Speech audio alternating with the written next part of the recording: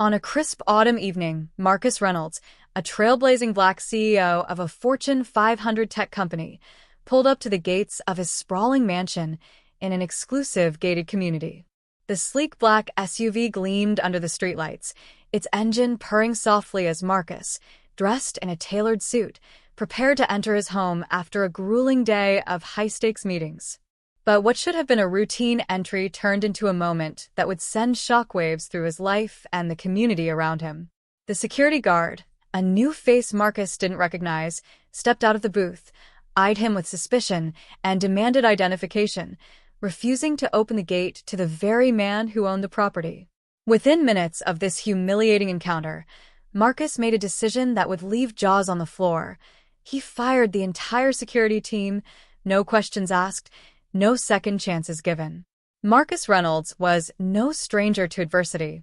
Born in a working-class neighborhood in Atlanta, he'd clawed his way to the top of the corporate world through sheer grit, intellect, and an unrelenting drive to succeed.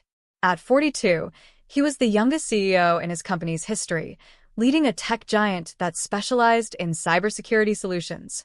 His face had graced the covers of Forbes and Fortune, his name synonymous with innovation and leadership. But on this particular evening, none of that mattered to the security guard standing between him and his own home. The guard, a stocky man in his late 30s with a buzz cut and a badge that read Officer Jenkins, approached Marcus's vehicle with a flashlight in hand. The beam cut through the dusk, landing on Marcus's face as he lowered the window. "ID," Jenkins said curtly, his tone devoid of warmth. Marcus, accustomed to the occasional overzealous security check, reached into his wallet and produced his driver's license. Jenkins studied it, then glanced back at Marcus, his eyes narrowing. "This your address?" Jenkins asked, holding the license up as if it might be counterfeit. Marcus felt a familiar tightness in his chest, a mix of frustration and disbelief. "Yes," he said evenly. "This is my home."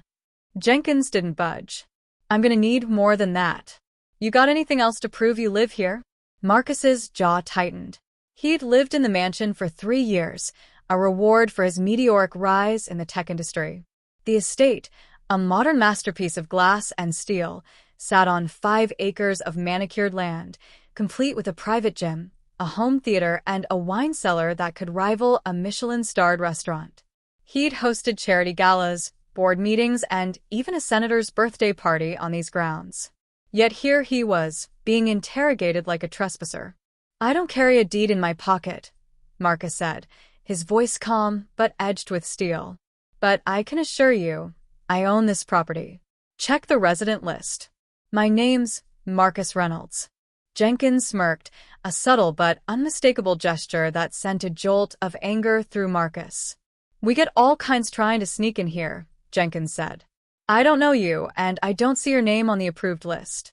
You're gonna have to wait while I call this in." Marcus's hands gripped the steering wheel. He could feel the weight of the moment, the unspoken assumptions hanging in the air. He'd faced this before, countless times, in fact.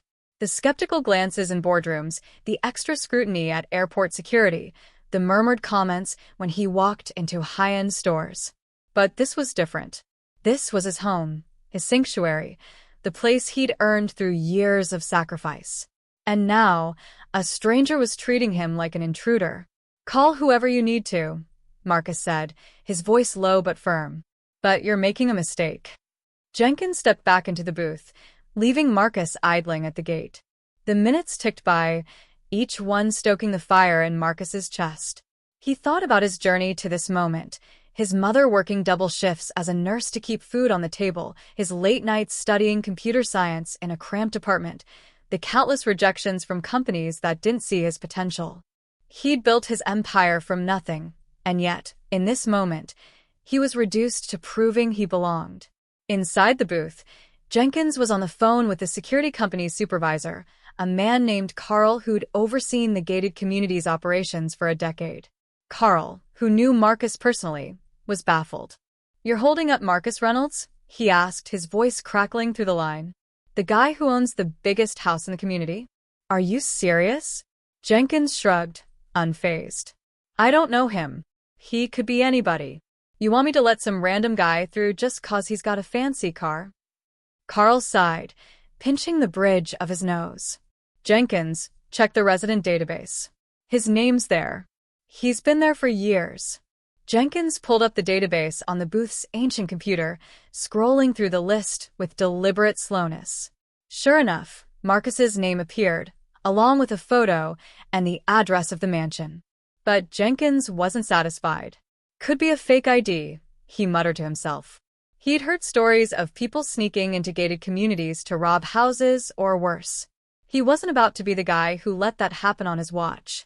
Back in the SUV, Marcus's phone buzzed. It was a text from his wife, Lauren, who was inside the mansion with their 2 daughters, Amara and Zoe. Where are you? The message read.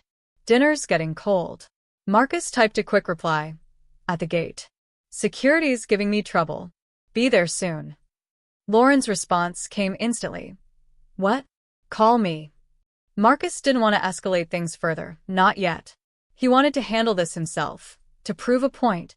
He'd dealt with enough gatekeepers in his life, both literal and figurative, to know that losing his cool wouldn't help. But the longer he sat there, the more his patience eroded. Finally, Jenkins emerged from the booth, holding Marcus's license. All right, he said, handing it back. But I'm gonna need to see something else. Utility bill, maybe. Something with your name and this address. Marcus stared at him, incredulous. You're serious? You think I carry a utility bill in my car? Jenkins crossed his arms. Rules are rules. No exceptions.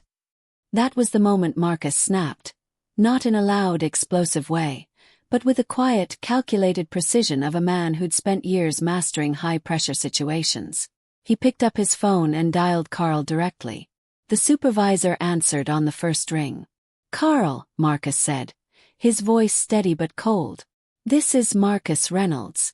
I'm at the gate, and your new guard is refusing to let me into my own home. I want him gone, and I want the entire security team replaced. Now, Carl stammered, caught off guard. Mr. Reynolds, I'm so sorry. There's been a misunderstanding. Jenkins is new, I don't care, Marcus interrupted. You have 1 hour. Fire them all, or I'll have my lawyers on the phone with the property management company by morning. He hung up before Carl could respond. Jenkins, still standing by the SUV, looked confused but defiant. You can't just open the gate, Marcus said, his tone leaving no room for argument. Now. Jenkins hesitated, then pressed a button in the booth. The gate swung open, and Marcus drove through without another word. As he pulled into the driveway of his mansion, his phone buzzed again. It was Carl, texting to confirm that the security team would be terminated immediately. Inside the mansion, Lauren was waiting in the foyer, her arms crossed. Amara and Zoe, aged 10 and 7, were peeking out from the living room, sensing something was wrong. What happened? Lauren asked, her voice a mix of concern and anger. Marcus recounted the incident, his words measured but heavy with frustration. Lauren listened, her expression darkening. She'd been with Marcus since their college days, through every hurdle of his career. She knew the toll these moments took on him, even if he didn't show it outwardly. They need to do better, she said finally. This isn't just about one guard. It's the whole system. Marcus nodded. That's why they're gone. All of them. The decision to fire the entire security team wasn't just about Jenkins. It was about accountability, about sending a message that no one, not even a low-level employee, could treat Marcus or anyone else like they didn't belong. He'd spent his life breaking barriers, and he wasn't about to let them be rebuilt at his own doorstep. By the next morning, the news had spread. The local paper ran a headline: Tech CEO fires security team after being denied entry to his own home. Social media erupted, with some praising Marcus for taking a stand and others questioning whether he'd overreacted.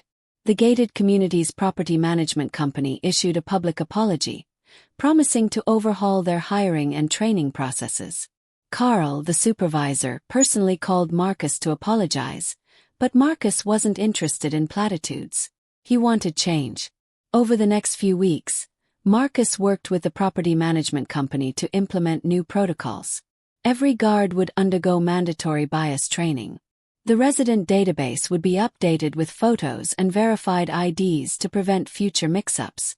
And Marcus personally vetted the new security team, ensuring they understood the weight of their responsibilities.